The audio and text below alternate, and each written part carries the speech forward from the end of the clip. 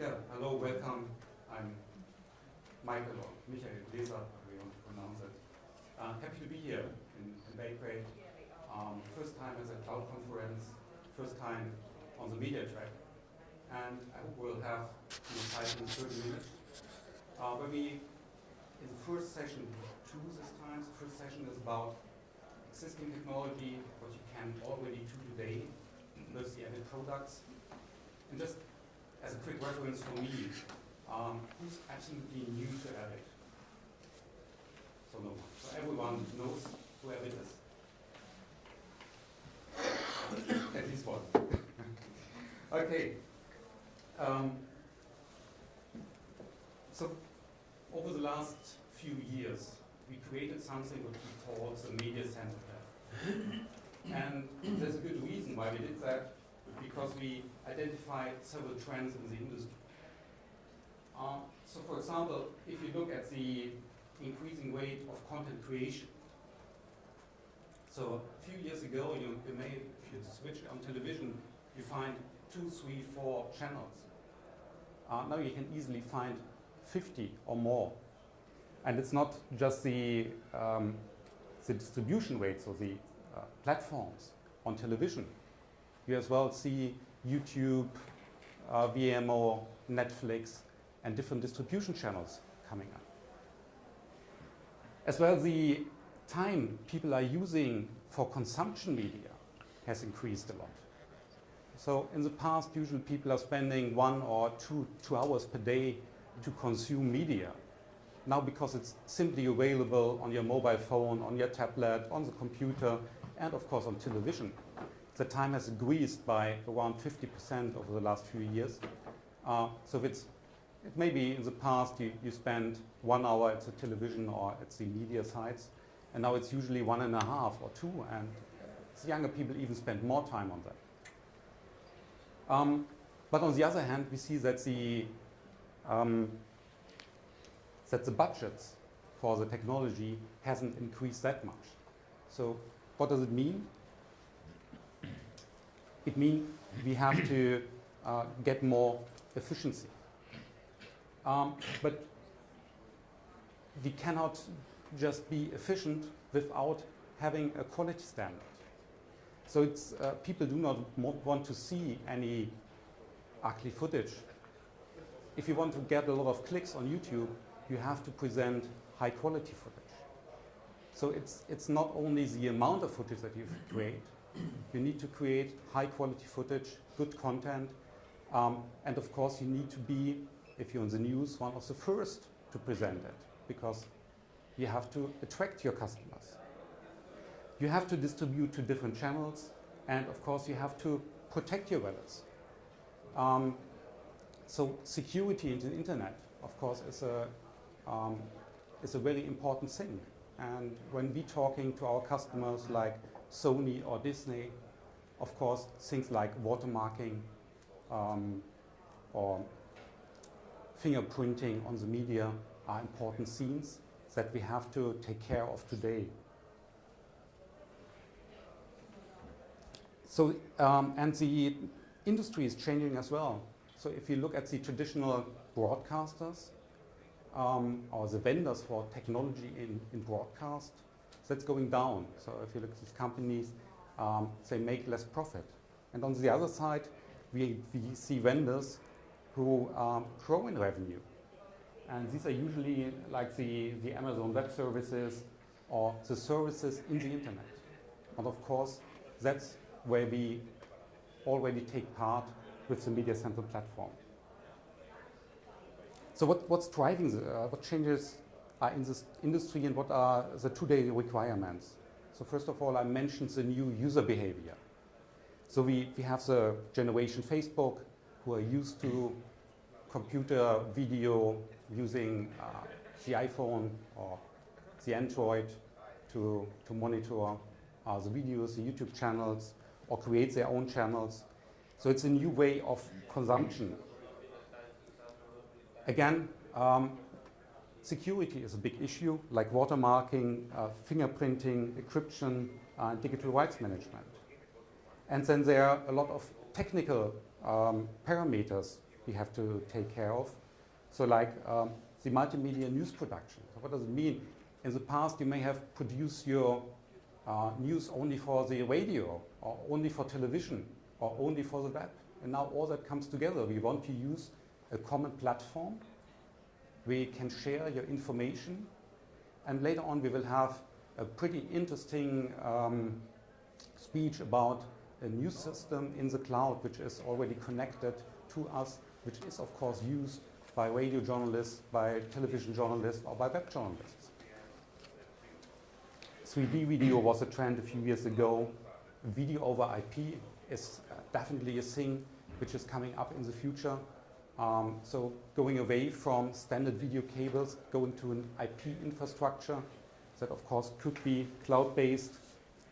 Then we do have the different resolutions. Like in the past, we were standard definition. Now in these days, you have a lot of HD channels already. But in the future, and in the not too far future, we will see already Ultra HD channels coming up. We have all these new codecs like H.265, and we have HDR, high dynamic resolution, and high frequency frame rates. So 120 frames for sports would be nice to have. So these are technical requirements which we need to fulfill over the next years. And our Media Central platform is ready for that. So we identify what does everybody need. It's a kind of media OS. And a media OS is nothing different than a platform. So what is a platform? And we looked up the definition of what a platform is. So the platform is a set of shared components and services. That sounds a bit strange, but what does it mean? So if you're in production, you need services like, for example, a transcoding service or a delivery service. You want to deliver your content that you've created to your customer. That could be a service in the platform. So you say, okay, that's my video, and I want to deliver it to Facebook. So that could be a part of the platform. You want to have a common framework, so something easy to use like a web browser or a simple app. And you want to have APIs, so programming interfaces that other vendors can adapt to your platform, and you can work in conjunction with other vendors. And today we do have really good examples here in the room. All of the of our partners are working already in conjunction with the Media Central platform. And you can see that trend not only in the media industry. I mean, I'm pretty sure everyone already bought something at Amazon, and that is a platform. Different shops are connecting to the platform, offering their things, and Amazon is handling all the data, the payment, and everything. Or the App Store on the Mac OS, as well Google has created its own platform. So what we're doing is we build our Media Central platform, and today we already have two flavors of that. We have the on-premise, which means a lot of broadcasters do not like to put their content in the cloud. So they can have their own environment, very secure. But on the other hand, we do have already the cloud collaboration on the audio side. So if you're a small audio studio using Pro Tools, you can collaborate with someone else in the world, uploading your content in the Avid cloud and using the footage together with other people on the other side of the world. So these both ideas are coming together. The technology we use with all the layering and everything is built in the way that it could be very easily virtualized, used in a data center, and the data center could be on-premise. Or maybe, as I mentioned with the Pro Tools Cloud, it could be already using real cloud services. So we do have all these common services, and I mentioned the media services before, like distribution, graphic engine, the video engine, storage systems, and it's a whole ecosystem. It's really made for individual artists, for creative teams, and for full enterprise solution. So it doesn't matter if you're really a broadcaster, or if you're small post houses, or even individual. You can use our software, work together with other people, and share the content. So that's the layering of the Media Central platform. And over the last year, we really had great success. So we do have around 2,100 asset management deployments worldwide. We do have roughly 40,000 registered users in the Avid cloud. And the cloud-enabled subscriptions are growing every year. So that's the world map where we always we have the stations, the different stations, and some of the customer. And yeah, I should mention RTS, who's one of the users since a few years of our Media Central platform already. And the Media Central platform as well was in Rio. So it's a very big example. They produced 2,000 hours of broadcast television across 11 networks. It was 4,500 hours of content produced for the digital distribution.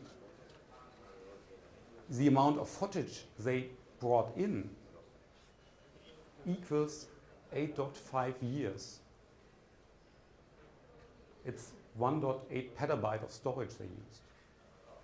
And these storage were distributed about 2 locations.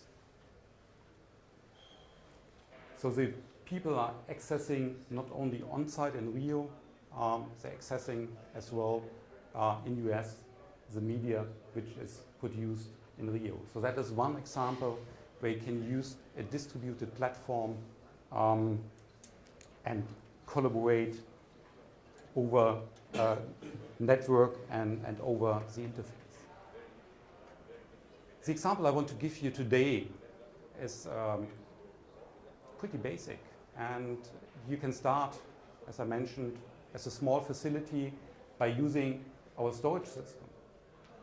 And maybe you add then what we call the interplay, the database and the Media Central server, connect that to the outer world, and then you can access from the outside to all your content that are living in your facility. So if you're not familiar with these terms, the Avid Nexus is our shared storage environment. So usually if you're a production house and you're working today with a Media Composer or Premiere or maybe a Final Cut, and you want to easily collaborate, you can add the Avid Nexus storage beyond that. And for example, the Nexus Pro is starting at a very low price level at around 12,000 euro for easy collaboration. And then I mentioned the Media Central platform, which are using these open source technologies to distribute the content over the web. But that might be enough of theory. Let's come to the practice. I do have a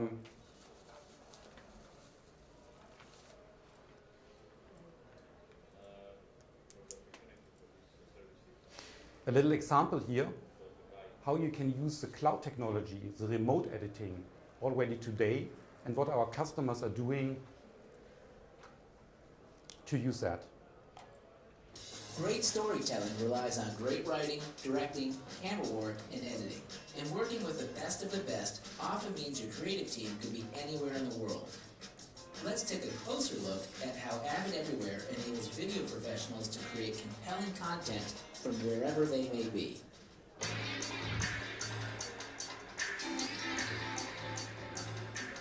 A British auto manufacturer is about to bring an exciting new car to market.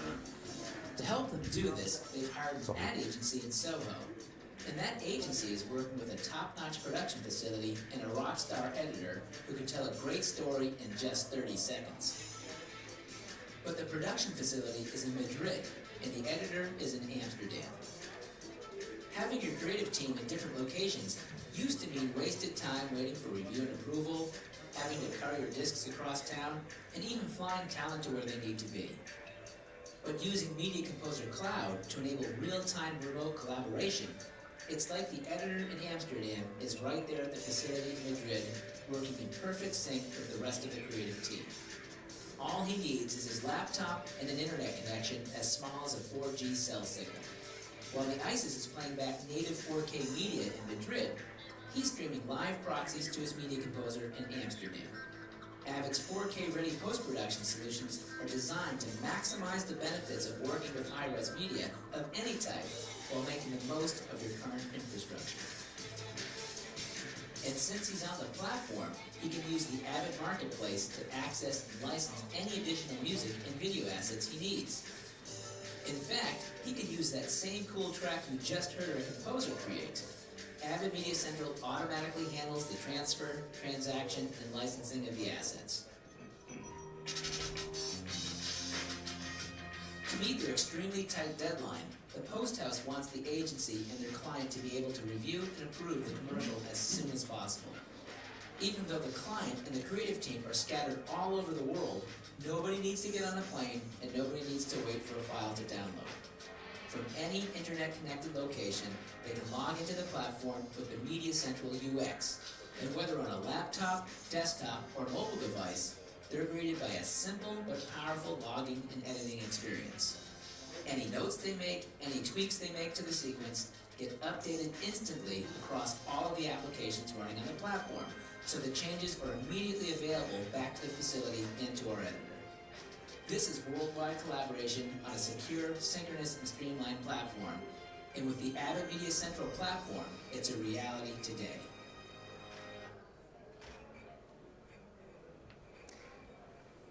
Okay, we mentioned a few system components, like the Media Central, like the Nexus, and the Media Composer as the editor. How does it look in reality? I'm here, I'm using a Wi-Fi connection, and I can connect through a VPN to my home system in Munich. So it's a bit like I showed in the PowerPoint 2 slides ago.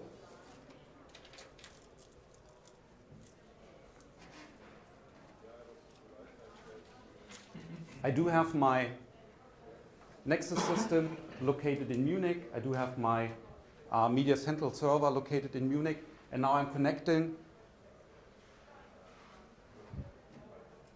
with my Wi-Fi connection to the public internet, and with a VPN I can establish a secure line to my system in Munich.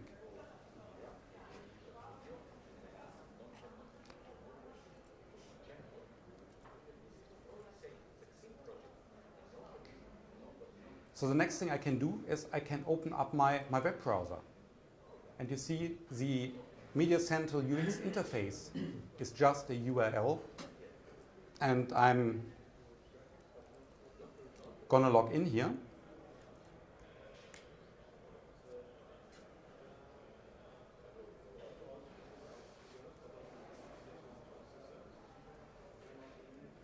And I do have the different systems which are connected in Munich to my databases. So I do have my production system here, but I do have as well a graphic system connected. I do have a newsroom system connected. I do have an X-News system connected to my world, which we will hear later in a different presentation about. I do have an archive system connected. For the moment, let's focus on the production database. So I can open that up, and I do have an example here of a car commercial. So I do have, for example, several indoor shots I can open up in my interface, and when I'm shuttling here through my media, what happens in reality is it's triggering my production facility in Munich to get the high-res media and stream it directly to my web interface here in Belgrade.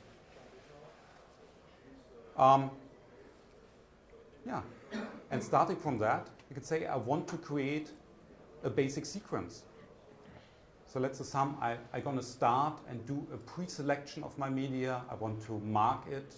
I want to select the things that I want to use in production. So I create my new sequence, call it Belgrade. I can switch between the asset side and the sequence side and use my in and out marks and bring it into the timeline.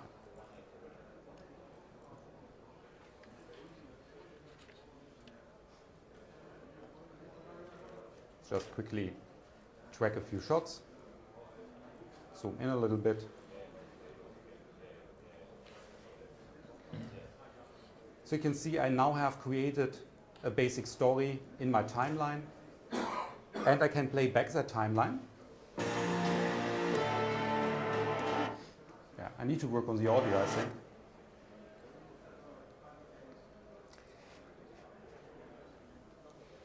And it's already saved in the database. So from here I can open up a message browser and I can take that sequence and send it to someone else, like my administrator.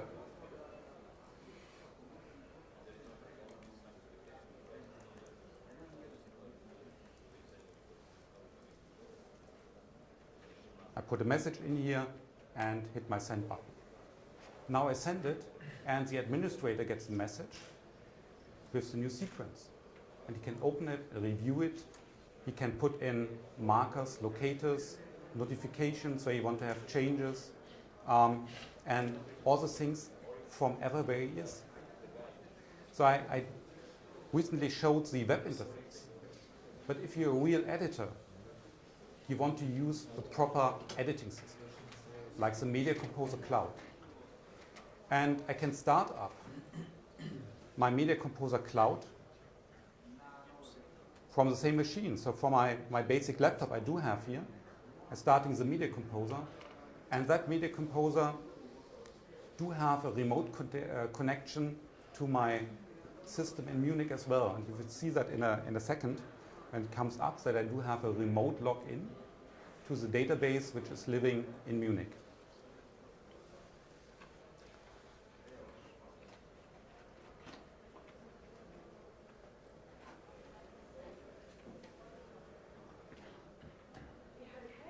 So there might be a few things that I can mention about the Media Central while I'm starting up the Media Composer Cloud.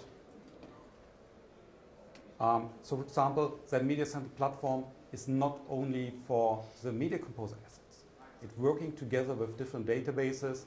I mentioned the XNews, and I will show that in a second. So let's log in as administrator, because I just sent the message to him.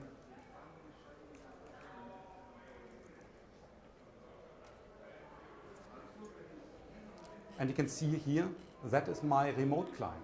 So I'm logging in from here, from Belgrade, to my production system in Munich.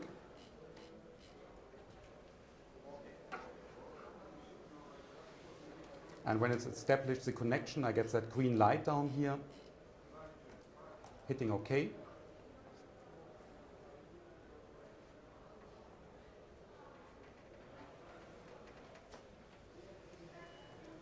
So I could go in here and search the database for what has happened in the last 10 minutes, for example, and find it. But as well, I can go to my message window. And I see there's a new message. And from the message window, I can drag and drop the assets to the bin. Don't know why I can't drag and drop it here.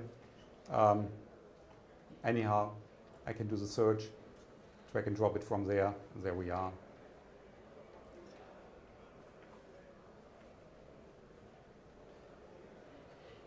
The good thing is with the Media Composer Cloud, I can not only access the media which is living in Munich, as well, I can upload the media from the field. So if you're a journalist editor and you're shooting with your camera locally and the media is living here in Belgrade and you want to upload that to your Munich system, you can very easily do that by selecting the media on your local drive, and we have upload and download capabilities built into the system. So while it's still retrieving here, let me switch back to my web interface, because what I want to show you as well is I do have these different databases which are connected. So for example, you may be a bigger facility and you have your Maestro system connected. So again, go to the Maestro database and find the materials. For example, I do have some soccer materials here. So these are some of the graphic layouts, and I can load that layout in the Maestro browser, and I could change the assets inside of the central interface to apply that to your story. Or I mentioned the XNews interface, so I can log in here with my name and password.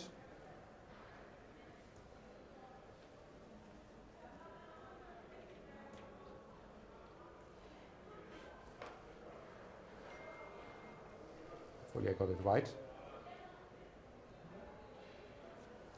And I got all the research panes to find Twitter feeds and images that I may want to use in my news story. Okay, coming back to my Media Composer, finally it has created the sequence. So you can see I have exactly the 3 shots that I've created in the web interface. Now I do have it in my editor. It works in both ways, backwards and forwards. And later on in our second session, we will go a little bit deeper in the cloud technology that we're using for that. Yeah, and unfortunately it's already time to hand over to Thomas. Before I want to do that, I need to mention something for the second presentation. Because in the second presentation, what we want to do is we want to kind of share some of our future roadmap with you. But we can only do that if you keep it just in your mind. Don't write it on Facebook or YouTube. Don't give it to the press. So the second presentation is what we say under NDA. So the next presentation that I do or that Stefan and me are doing, it's really for the future, and it's not the technology which is already on the market. If you want to attend that later on, we do have some brochures here that you need to sign for the second session, which is at 1:20 or something like that. Yeah, at 1:20 or 1:40. Okay.